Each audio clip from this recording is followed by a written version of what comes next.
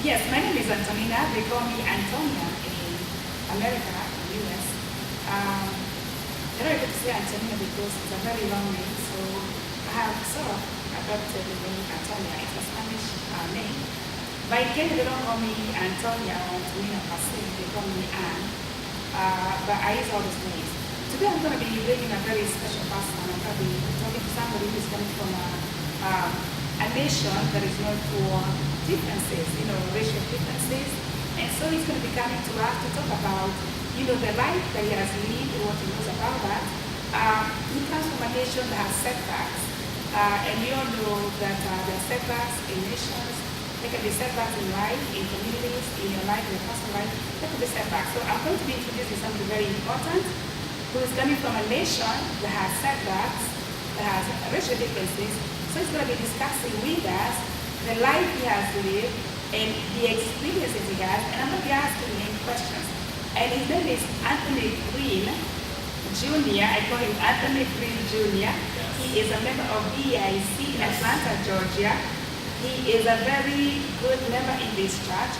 He's an African American, he's coming from a background of an African American, and I'm going to be asking him questions how, he has dealt with maybe segregations because of coming from a background where there was, slavery. Slavery came from where people came, how people came from Africa, and because of coming from Africa, they were seen to be maybe a low class type of people, and because of that, there are segregations. And so I'm going to be asking Anthony how he has dealt with, maybe dealing with segregations, being a black boy, a black man in America. How has that impacted his life? And what does that mean in his life? So Anthony, coming to you, you're welcome. Thank you. I wanted to ask you about, your upbringing. You're coming from a nation where we have setbacks, and we understand about slavery. Yes. So do you come across slavery? Did you experience it? Did you hear about it? I know because it's history. Right. But do you really see it in today's life? Yeah. I see the results of it in today's life. Now, I have to admit that there's many other people who are affected by those results than I would, or that I am. Slavery, of course, happened, nearly 400 years ago, and it just ended maybe 200 years ago. And if you put things into perspective, that's not really that long ago. Yeah. So, of course, there are still some things in which we're affected by, the black community, we're still affected by the outcome of slavery. For instance, I will say that my parents, they of course went through a lot of different things that I no longer have to do.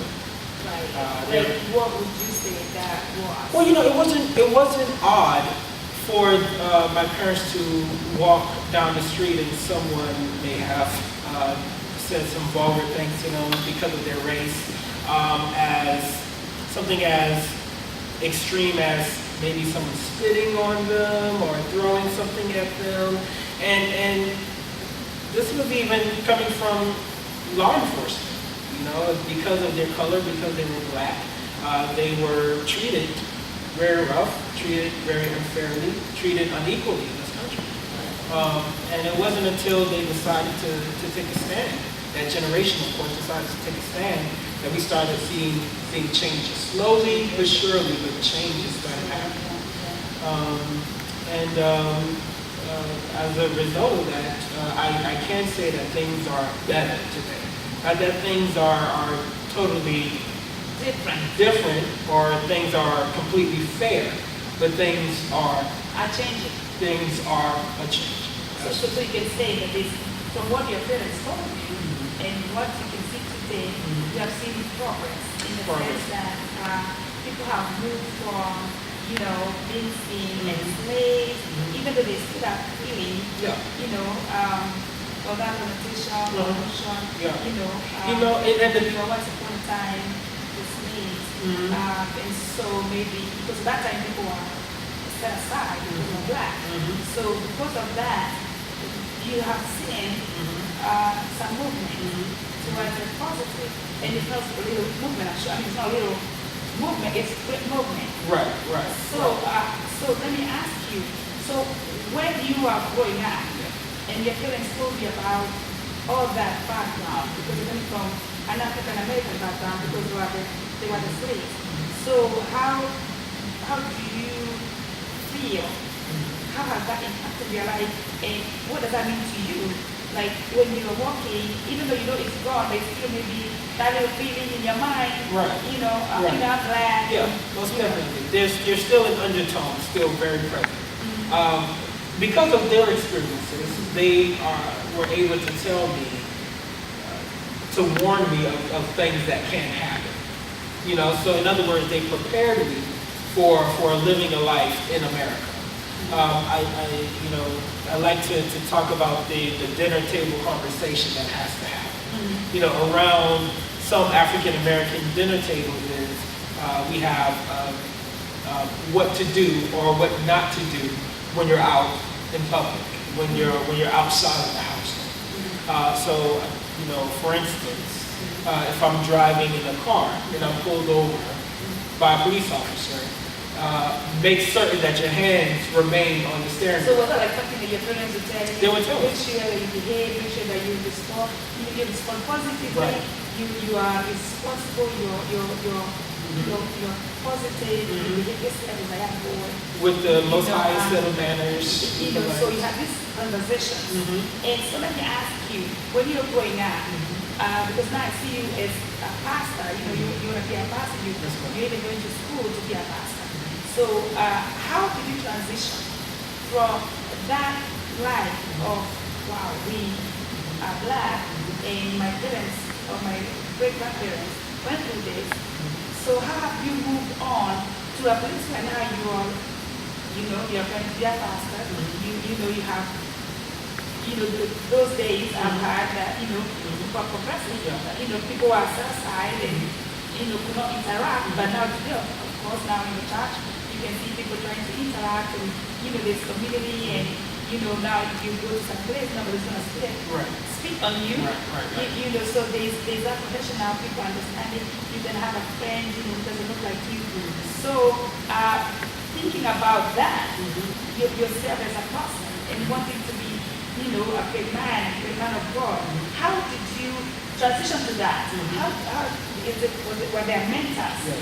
Were there friends? Yeah. Were there resources? You remember the lessons, you know, you remember those lessons that happened at the dinner table. And you know, it's very important to say that it came from a very Christian household. So it wasn't more, of course, you know,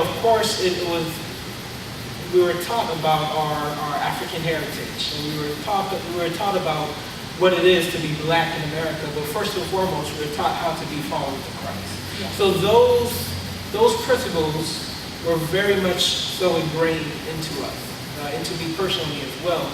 And so you don't forget those. And based upon those lessons that were taught from my parents, you go out and you find other people that may be following those same lessons. You be very particular about your surroundings, about who you hang around, about, you know, what you want to do in life and how to get there. So actually influence. Influence. The people interact with, Yes. you know, they influence your life, the environment, the kind of people that you listen to, they can influence your life. So you can move forward or move back, depending on The interactions and influences. yes, most definitely.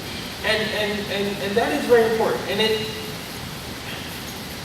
I don't know if one should think about that so much, or if it's, but I can tell you, it certainly helped me being a black man in America.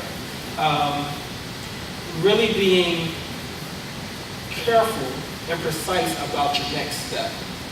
You know, for instance, the way I dress. It was very much so taught to me the proper way to dress so that you're not... So what is like your parents who are teaching you? Most definitely. My entire family, actually. My father, first and foremost, you know, he made it a point to teach me how to tie a tie, how to iron my clothes. Exactly. When you come here, I mean, he used to make it a thing, you know, Sunday mornings, he made it an exciting thing. He would go get his suit and he'll get me hyper and excited about getting my suit, and we'll be in a marriage together, and he's teaching me how to tie my tie and shining my shoes, and for me at that time it was just, I get to get dressed and nice with my father, but now, being a grown man, it was these things. Exactly. Because there was a time where I didn't dress as such, and I have friends that could care less, and they would, of course they would dress like teenagers did, and honestly there should not have been anything wrong with the way that they dress, but, when we talk about stereotypes, and we talk about how is it that you want to be seen in public, how do you want people to see you, that matters. Not long ago, we just had here in America someone shocked Trayvon Martin because he was walking with a hoodie on. And the person who shot him, perceived him as being a different type of person than he actually was. And he was just wearing something that he felt comfortable wearing. So now you bring the point about also perspectives, stereotype thinking. Right. So, and I know that it's not just here where maybe the African Americans are feeling, oh wow, we were once slaves, so they still have that feeling, we were misused, and they still have, ill feeling, bad feeling. Yes. And maybe when they see another person who looks different, maybe has a feeling like, oh my God, they take advantage of us, or they did take advantage of us, or maybe they have what should be ours. And maybe that other person looking at them and saying, you're low class, you were once slaves, you're black, you're second hand, you're second class. But I also feel that every person has a responsibility to say, to move forward, it takes a step. It takes a step to move forward. And your parents helped you by instilling discipline, and for you also accepting that, I need to do ABCD. I need to be disciplined. I need to know how to tie my tie. Yeah. When I'm going to church, I need to do this thing. And I'm thinking that those influences were positive, and they have now made you to be who you are. Yeah, and it's very important to make note of that. It's those influences, and it's getting mentors.